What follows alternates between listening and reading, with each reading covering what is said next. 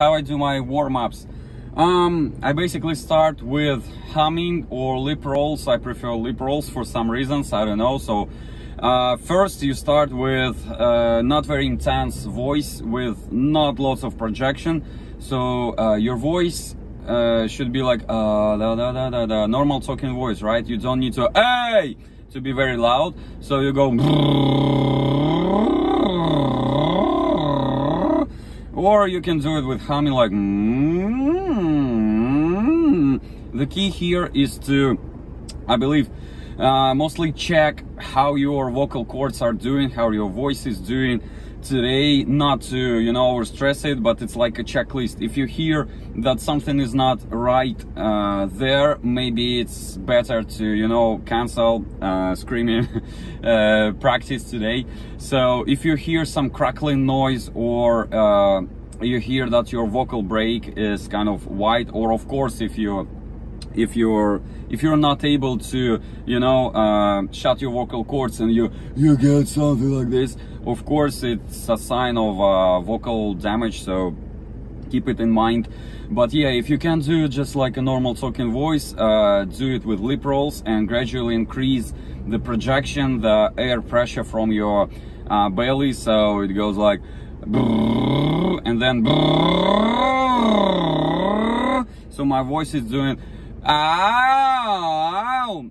there. So why it's important to hum or to lip roll instead of just opening your mouth, because it equalizes the subglottal air pressure and upper glottal. So I don't know why it works, but it works. It's safer for your vocal cords for some reasons. I don't know why, don't ask me why, but it is.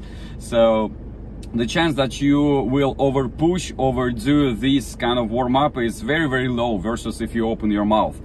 So eventually, after like 4 or 5 minutes of doing lip rolls and going to your head voice or mixed voice like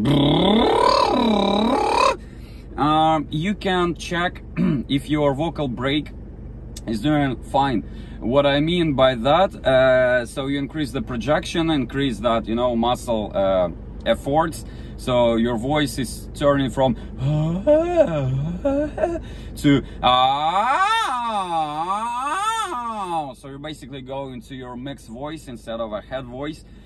And if everything's good, if you can gradually go to that mixed voice without having a vocal break, it's a sign that probably everything's fine. If you don't feel like you need to strain a lot, to push a lot, to force a lot in order to eliminate that vocal break, then your vocal cords are fine. So I'm not pushing a lot. So at this point you can start singing some cleans that you like, no distortion, no screaming so far. So it might take you from like 5 to 10 minutes of doing some clean vocals, and eventually the whole warm-up takes, for me, it takes around just 7 minutes or so. But I live in a warm country in Thailand, so it's warm all the time here, and maybe what's more important is humid here a lot. So that's the ocean here, as you can see.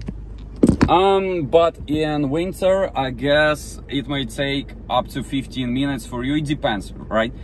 Yeah, you need to drink warm water. Don't drink some cola, don't drink stuff like that. Just water or green tea, but not very, concentrated.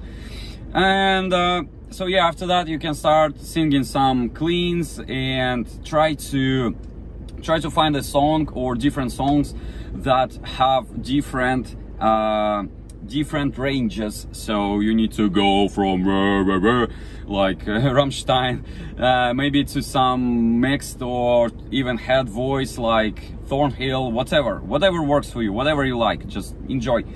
And yeah, so the key of the warm-up is not only to warm up, but also to check that your voice is fine, your vocal cords are doing well. And yeah, that's a way to screams. And then you may not do that, but because I'm practicing yell screams, and I'm just starting to engage that, you know, thing that generates that distortion gradually. So I'm going to raspy stuff like, hey, yeah, yeah, and I go to mix like, ah, and then I'm gradually, gently trying to go into distortion like, hey, yeah, yeah. All that stuff. Of course, if you are not into this technique or just doing false chords, you don't really need to do that. And then after that mixed voice, I'm trying to go back to yay, yay, into my, you know, chest register, into things there, because personally for me it's the hardest part, and the part that for me now takes like most efforts, and you know, keeps my vocal cords busy. So I need to get them warm up and checked